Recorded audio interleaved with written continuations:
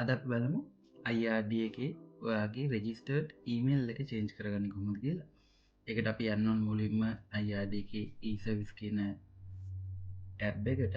එතනදී ඔයා ගිහිල්ලා ඔයාගේ ඔන්ලයින් ලොගින් එකට, ඒ කියන්නේ ඉන්ඩිවිජුවල් ලොගින් එකට ලොග් වෙන්න ඕනේ.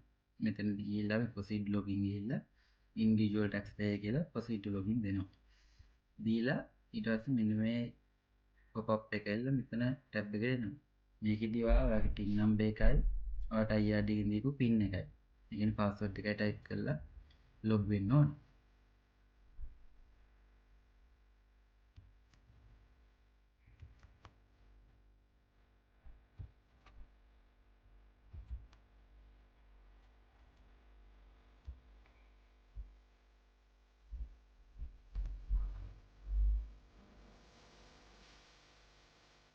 මෙතනදී ලොග් වුණාම ඔයාට මේ අවස්ථාවේදී කරන්ට් පින් එක චේන්ජ් කරන්න කියලා එනවා. ඒ කියන්නේ ඔයාගේ තියෙන පින් එක මේ අවස්ථාවේදී IRD සයිට් එකේ එක්ස්පයර් වීමක් වෙනවා. එතනදී ඔයා අලුත් පින් එකක් ආයෙ එතනදී ජෙනරේට් කරලා දාන්න ඕනේ.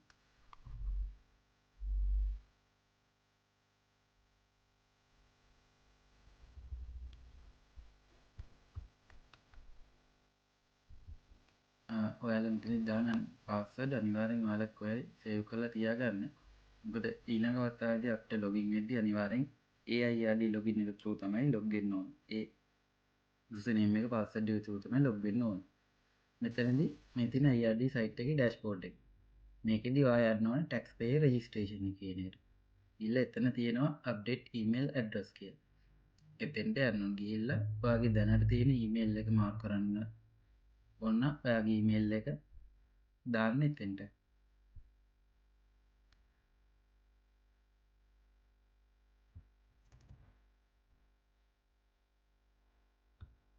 ඔයාගේ email address එක දාලා අනිවාර්යෙන් මේකට access තියෙන email address එකක් වෙන්න ඕනේ.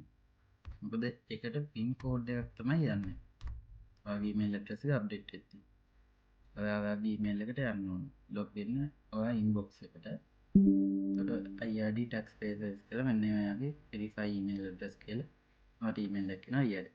මෙතන තියෙන verification code එක ඔයා ගෙනල්ලා දාන්න.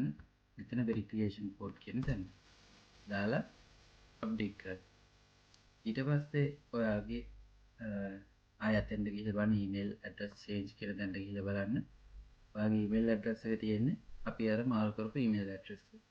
දැන් ඔයාගේ IRD එකේ දෙන හැම information එකක්ම IRD එකෙන් ඔයාගේ අලුත් කරපු email address වලට තමයි එවන්නේ. එහෙමනම් බොහොම ස්තුතියි බලන්න හිටියට. දන්නේ නැති අයට බලන්න share කරන්න. මත් අලුත් දෙයක් ඉගෙන ගත්තා නම් කමෙන්ට් එකක් ලයික් එකක් දාන්න. අනිවාර්යෙන් මොනවා හරි ප්‍රශ්න තියෙනවා නම් කමෙන්ට් බොක්ස් එකේ දාන්න. එතකොට මම සතියෙන් සති වීඩියෝ එකේදී ඒක ගැන අප්ඩේට් එකක් දෙන්නම් ඔයාලට. මේ අපි කතා කරේ ඉන්ඩිවිජුවල් ඊමේල් අප්ඩේට් එක. අපි ඊළඟට බලාපොරොත්තු වෙනවා කම්පැනි එකේ ඊමේල් ඇඩ්‍රස් එක මාරු කරන විදිහ ඔයාලට කියලා දෙන්න.